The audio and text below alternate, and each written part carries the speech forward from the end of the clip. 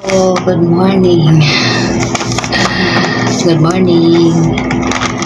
Kumusta po? Happy Thursday.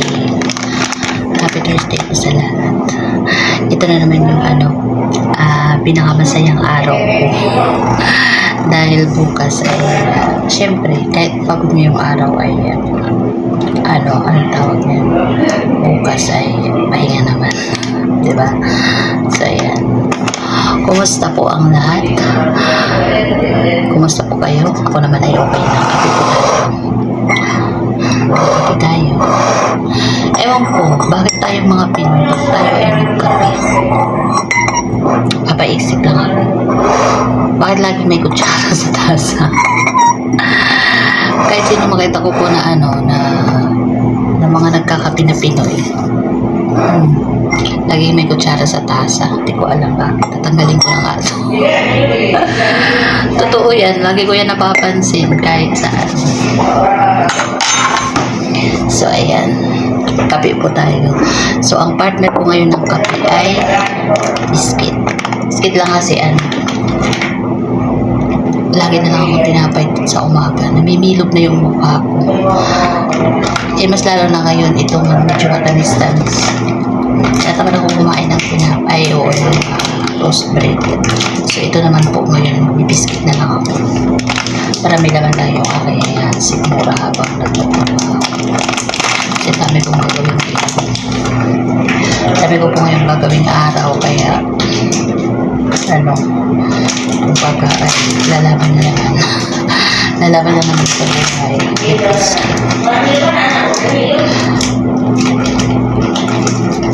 Ngayon, ako ay napa-video.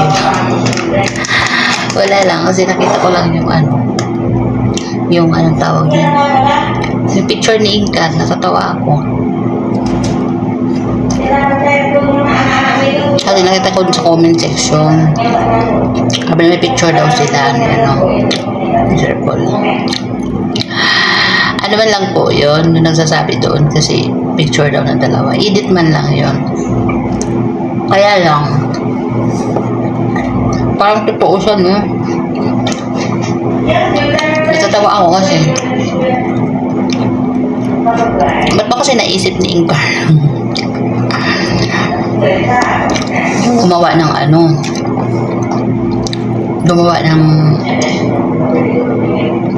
tawag nito? Ng ganun. Parang loko siya no? Nag-enjoy siya sa ginawa niya.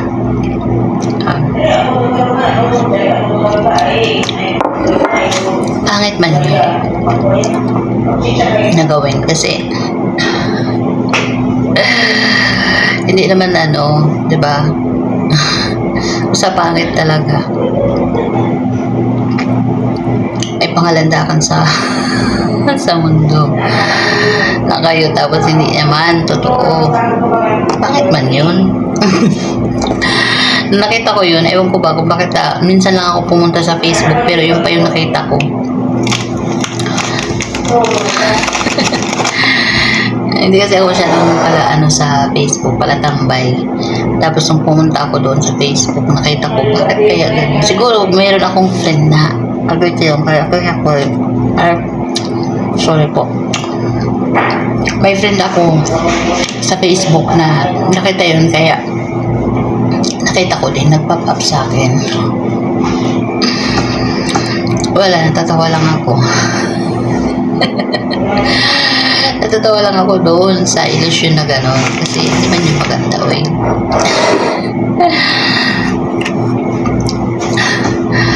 Kayo ba, natatawa din ba kayo? Basta ako natatawa. So, ayun. Yun lang yung aking matinding chika sa inyo. Tapos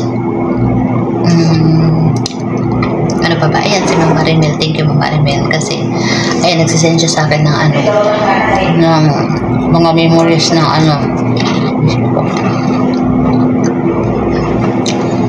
mga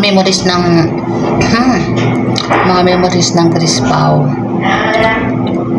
Yung mga vlog ni mga vlog ni Sir Paul sinisend sa akin Di ba, Marimel? Thank you. Kahit napanood ko naman na yun, pinanood ko pa rin uli kasi sinend sa akin ni Ma'am Marimel. Yung ano yun, dun sa part na yung unang sahod ni Ate Bibi Chris na yun, yung naglalambingan sila. Pinasa sa akin yung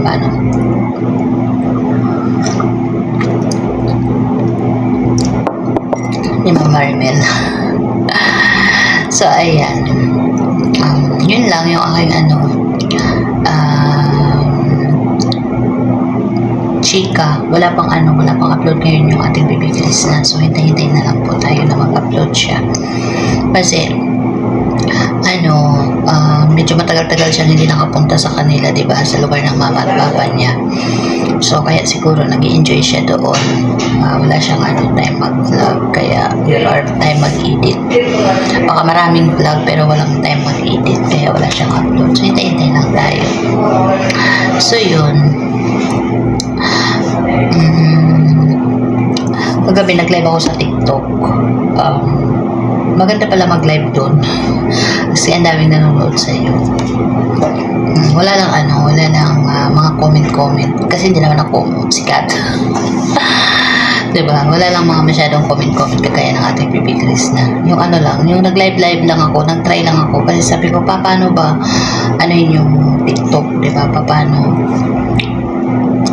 mag-live doon. So, 2 times na ako nag-live sa TikTok. Maiksi lang, like mga 15 minutes, ganyan. Pero hindi ko siya pinopost. Pwede pa lang i-post. Hindi ko alam kung ano yung mangyayari pag ipinost mo. Sa akin, hindi ko naman siya ipinost. Kasi wala lang, lang ako doon. Nag-shoutout lang ako ng konti. Pero masaya talaga doon mag-live sa tawag nito, sa TikTok. Masaya din. Pero syempre, nakasanayan ko na yung YT. Wala nang masasaya pa. Diba? Kasi, dito na buo yung natin eh. Diba? Yung mga pagkakaibigan, dito ko kayo nakilala. So, mas ang tawag dyan, mas nagagamay ko na yung, mas gamay ko mag-live sa YouTube. So, yun lang, konting chika lang ako ngayong umaga dito sa akin na alam ko ako na dyan sa Pilipinas.